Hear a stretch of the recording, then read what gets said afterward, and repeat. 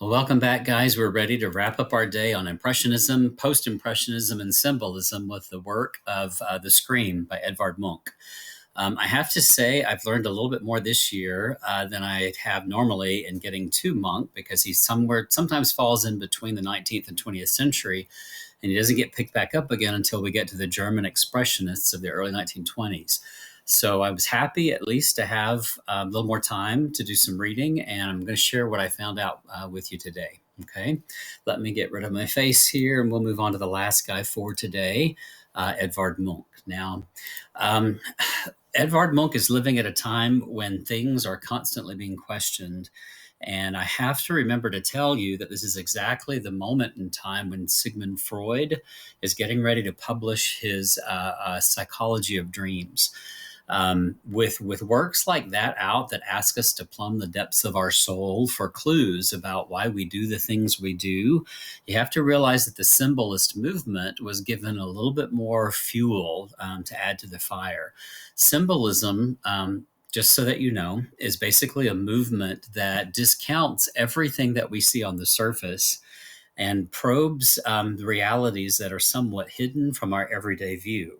That means that psychoanalysis and the psychology of dreams is a perfect idea to consider that perhaps what we see on the surface is actually a mask for things that would carry down deep inside. That, for me, seems to be fairly true in summing up the works of the Oslo, Norwegian Edvard Munch.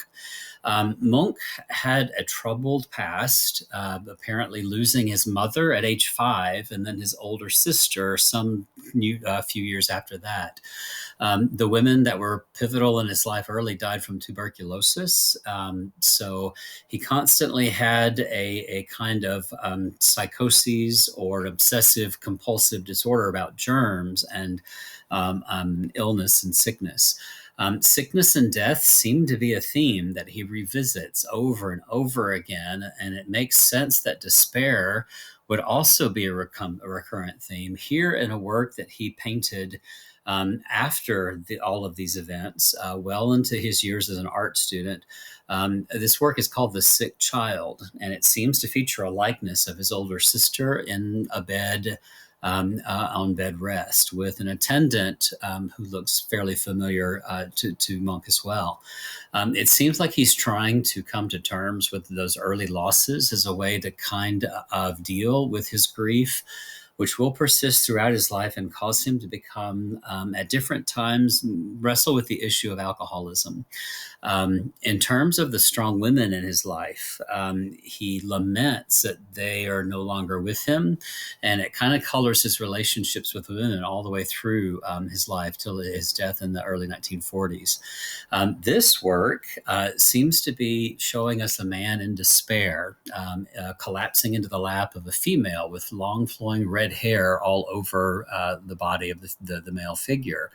An intimate pairing of human figures, but it was later given the nickname vampire, which is something of a misnomer because Edvard Munch never meant that to be the case. But mixing those dark kinds of ideas with some of the visual imagery that we see show us that Munch's work is going to have a particularly darker feel than some of the things we've seen with Van Gogh and Gauguin.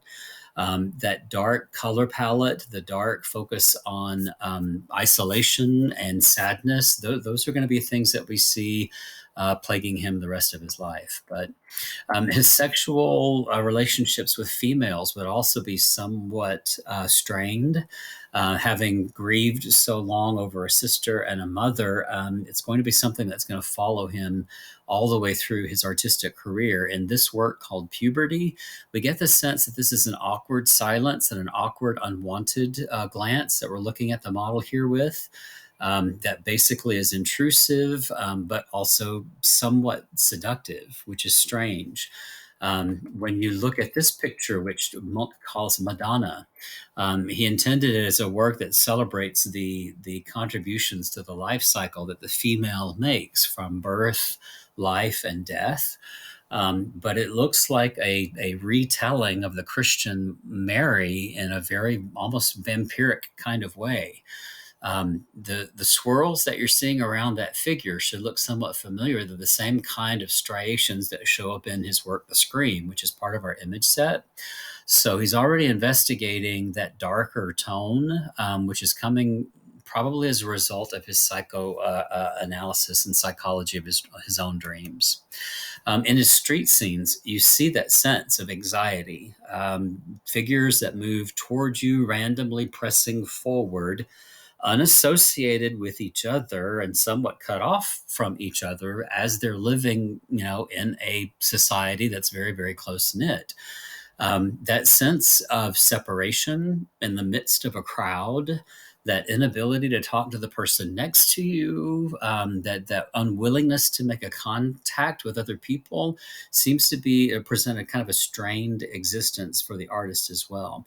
Notice in this picture painted before the screen, the figure that's off wandering by himself on the street. There are other figures further down, but there's a sense of haunting loneliness about the way the figures simply move in total silence toward the viewer. Here in a self-portrait, I think it's called Man Holding a Cigarette, we see again that anxiety that basically comes out from the agitated brushstrokes, the agitated marks that are made on the palette, and that ever attentive stare that looks back at the viewer from almost total silence.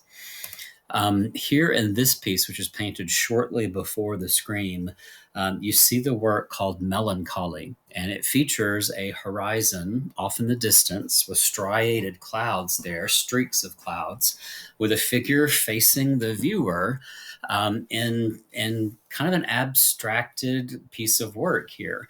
This is the kind of painting that's going to really connect him to the German expressionists who come later, with whom he would exhibit, with whom he would share relationships with. What we're seeing is an abstracted landscape with a figure placed there, forcing this into the realm of composition. And if you guys notice, there are edges of the painting there that are unfinished. So it really is more about achieving the composition than it is creating a believable, window on the world, like in the old Renaissance model. But here in a preparatory work, you guys can see this work is called Despair, and it features the same format as what will later be called The Scream.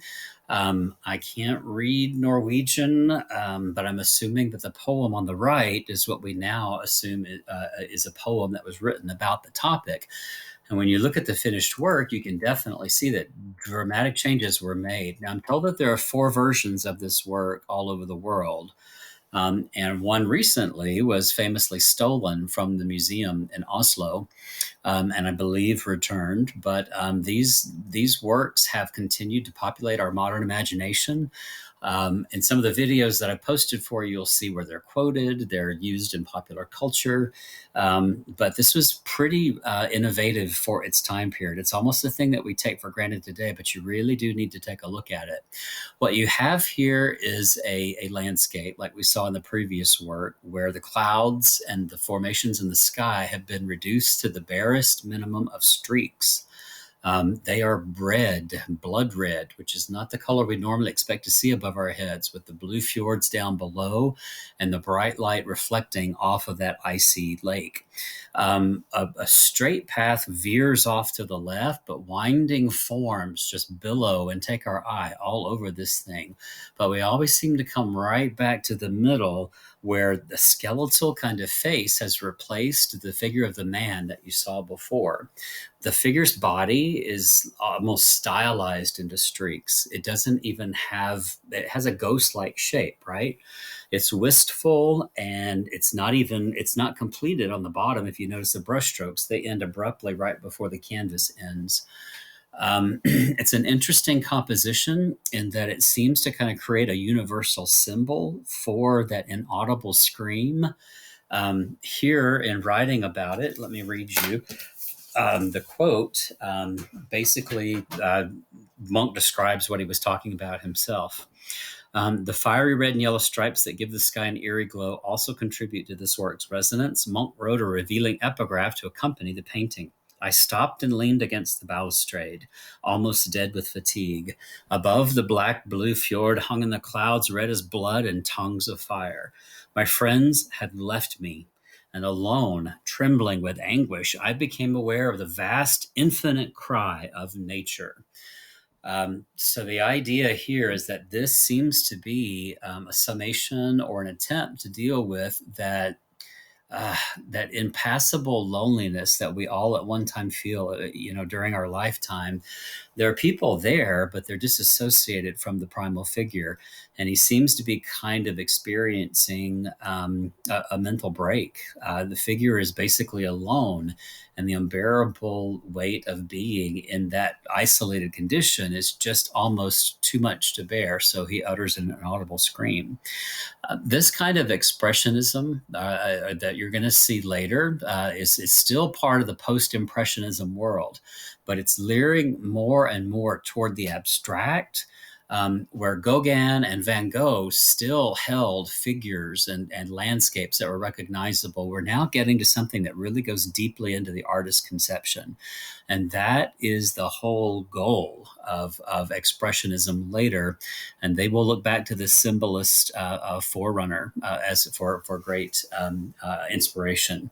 Now, I did find one thing that I thought was interesting, but I just about discounted it pretty much. If you guys take a quick look at this, it's highly likely that Gauguin and Munch, who were friends and acquaintances, saw an exhibition in Paris of Peruvian mummies.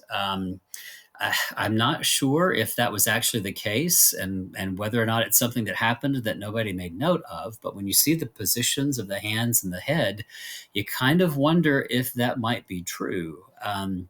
As you read the article that I found, basically no one has been able to confirm it, but it's highly possible that just as Gauguin was inspired by the primitive qualities of Tahitian life, Munch may have been inspired by the very ghastly, grotesque figures of Peruvian mummies that he saw before. Nobody has been able to confirm that, so that abstraction may just be purely that. So I probably wouldn't write about that on the art history test, but it does help me remember this piece a little bit better. You guys can see here that this landscape is going to show up in future works. As a matter of fact, if you merge the street scene with a background from the scream, you get this work, which is known as isolation.